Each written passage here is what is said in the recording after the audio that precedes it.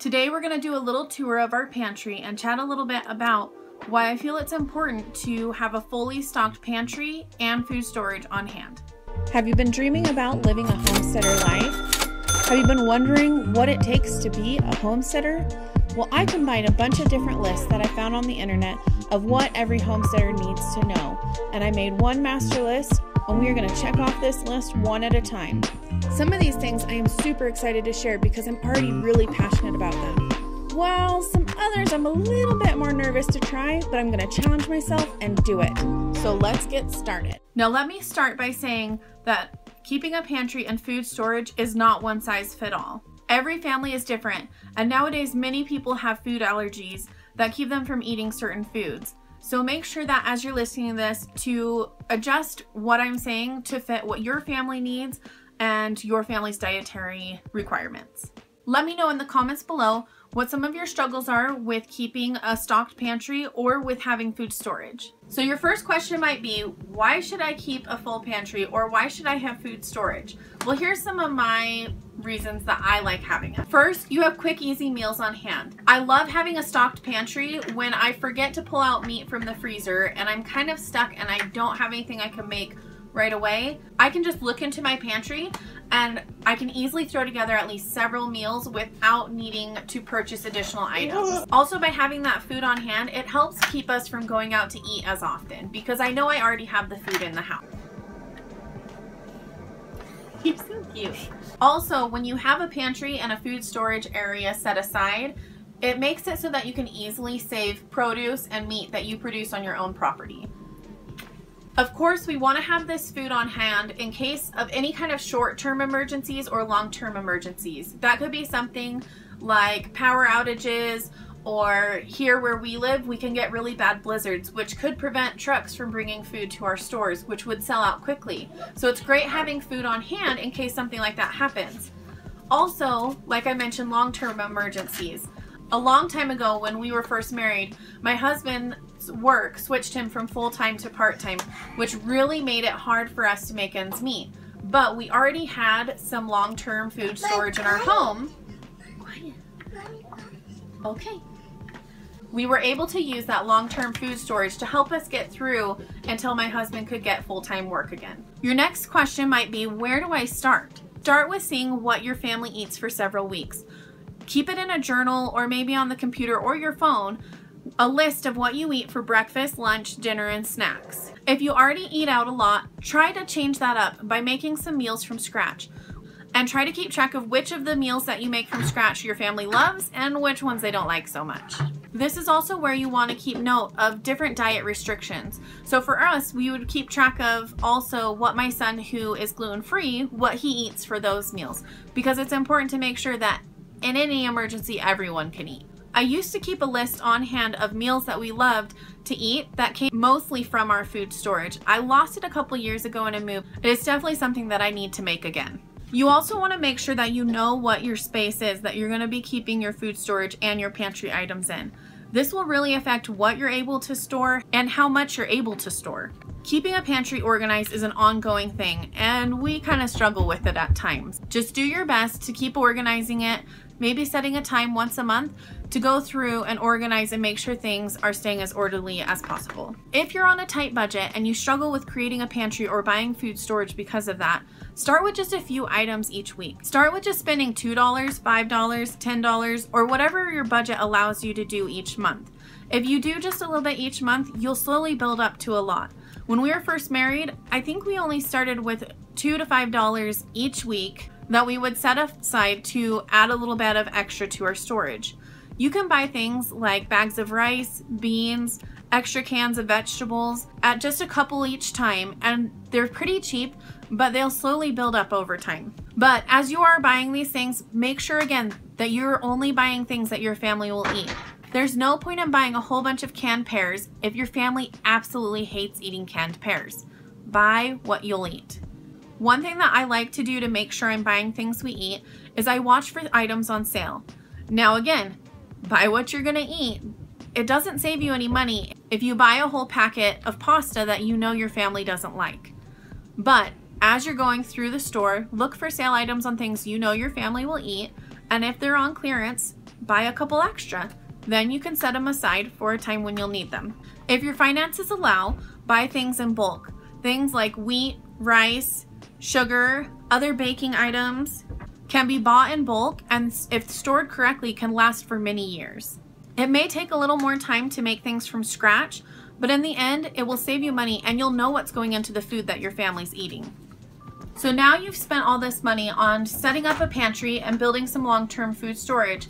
How do you keep it from going bad? Make sure you store your food properly. Most food needs to be stored in an airtight container in a cool room and out of light. Watch for any signs of mice or bugs in your pantry and food storage area. If you see any signs, take care of it immediately. There's no point of waiting because it's just going to ruin more of the food that you spent money on. In our pantry, we try to keep all the new food and canned goods to one side of our storage area. That way we know to take from the other side where the older canned goods and food is. It's also a great idea to keep a running list somewhere of what long-term food storage you have. This way you can look and easily see what things need to be rotated out and what new things you need to buy to replace them. We're not the best at this, but we're hoping when we move we can take a really good inventory of our longer term food storage to see what we have. This is our basement pantry. It is a bit of a chaotic mess because again, we're trying to get ready to move and trying to make it look as nice as possible, which maybe this isn't the best way to make it look nice, but we have a lot of things kind of crammed on these shelves so that more of the floor space in this room is open. The bottom shelves of our pantry is all long-term food storage. Most of it is in 5-gallon plastic buckets with oxygen absorbers with lids sealed on top. Our next row is our canned goods. And normally we have a lot more than this. Again, we knew we were gonna move, so we did not can a whole lot this fall. We put all our new food on the right side of our shelves. And then as you work your way to the left, it is older and older canned goods. No, when I say older and older, it's not like 10 years old. It's just a couple years old. But this way we are able to know that if we need canned fruit, we're gonna go from this end and new stuff is gonna be put in on the right side. This shelf is mostly full of canned pears, canned peaches, applesauce, and jelly. This is our canned meat and other canned goods shelf. And normally up here, and really even over here, normally is full of pressure canned chicken, ground beef, and sometimes stew meat. But right now, I think all I have is ground beef and a couple jars left of pressure canned meatballs, because we've just been working our way through it and not replacing it because again, we're trying to move. As you go this way, we have canned goods, and this is kind of where we get messy. We've struggled with a lot of our organization on this. This next shelf up is mostly canned goods. This area is more by category. We have a lot of like our tomato products up in this area. This section right here is mostly things like ketchup, salad dressings, barbecue sauces, things like that.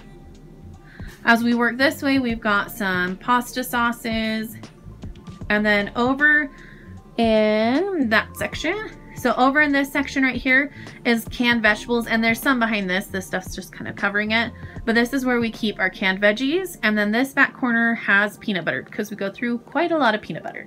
Lastly, this top shelf has mostly baking items and things we need for baking. We also have some other big things like our ice cream maker that we use, that we use for making goat milk ice cream. This tub right here has extras like toothpaste, deodorant, toothbrushes, razors, things like that. So you can see we have our pressure canner. This is our Victorian strainer. It's not normally there, but I needed to get in where it normally is, so that's why it's there. Then this area we have cleaning supplies. We have wipes here. Normally this is stacked full of diapers, but we are currently trying to potty train, so there's not a lot of diapers in the house. We have laundry soap. And then, sorry, I'm trying not to be too shaky. This back corner has like cleaning things. This is where my Victorian strainer normally goes. My wheat grinder is back there. We obviously can see Ziploc bags. and kind of other random things. But another part of our pantry is our freezer. Our freezer is quite full right now. I recently did some stocking up on things that I knew would help us. We have up on the doors is a lot of packages of like stew meat and also some lard and fat that I need to render down. And here we've got like, we have some frozen pizzas that I got on clearance. We have my son's gluten-free corn dogs. That's like his staple. Up at the top, these 2 jugs here and these bags are all goat milk. The bags is goat milk set aside for making goat milk soap. Normally this freezer is actually even fuller because normally we have a lot of meat in this freezer, but we actually have been making our way through the meat to make it easier to move. A lot of these things are also gluten-free items that we stock up on for my son when they are on clearance. This is the other side of the room. And again, it's not super full because again, we're showing our house. But down at the bottom, you can see behind this is a cot that's in front of it. But there are boxes that hold number 10 cans of long-term food storage. And you can see that they're labeled there to show what's in them. And then this area, we have more of our toiletry and like paper products along with a couple more things of long-term food storage. We also normally would keep some cleaning products or the things we use to make cleaning products in this area, but we were kind of running low. So that's kind of a shot of this part of our storage. And there's more storage in this basement, but this, I'm mostly just showing you our food storage in this basement. This is part of what you would call our working pantry. On this shelf, it's mostly appliances. Obviously we have some cereal that got shoved up there, but we have in this our wheat grinder, waffle maker, and crock pot. This shelf is kind of one of my gluten-free only shelves. We keep, it says pasta, but it's actually a bunch of rice cakes in there because those are one of his favorite snacks. And then this one has like pancake mix, flour, different things I need to bake him, things he wants.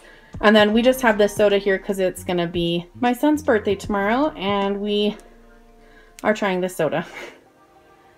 Then I also keep snacks for him kind of in this area. These are snacks that he can come to and snack on. It is not very organized and it is constantly a mess, but it's what's working for right now. These cabinets are kind of our other working pantry area in our kitchen, and I'll show you what we have in them. Now this one looks like a huge mess because it kind of is, but it is somewhat organized in here. On the bottom along this side are all different cans of beans. There's some different open packages here, which is not great, but it kind of works for right now. And then some other sorted cans up at the top.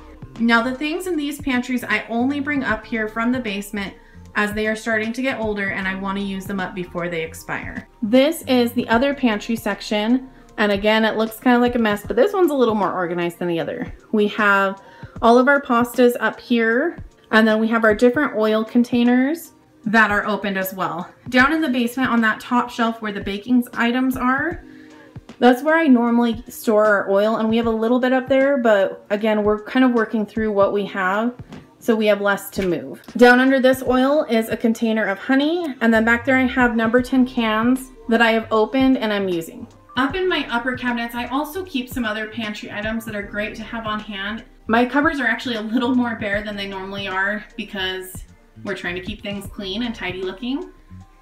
This container up here has a lot of my baking seasonings and flavorings, and these little different containers contain sugar and flour and other items like that. This cabinet above my sink, I keep all my spices and seasonings and a couple extra items up top that are just spares for replacing when we run out. Thanks so much for sticking with us to the end. I really hope you were able to learn something from this video. I've been having a lot of fun going through this list of skills that every homesteader needs to know, and I really hope you've enjoyed going along with us.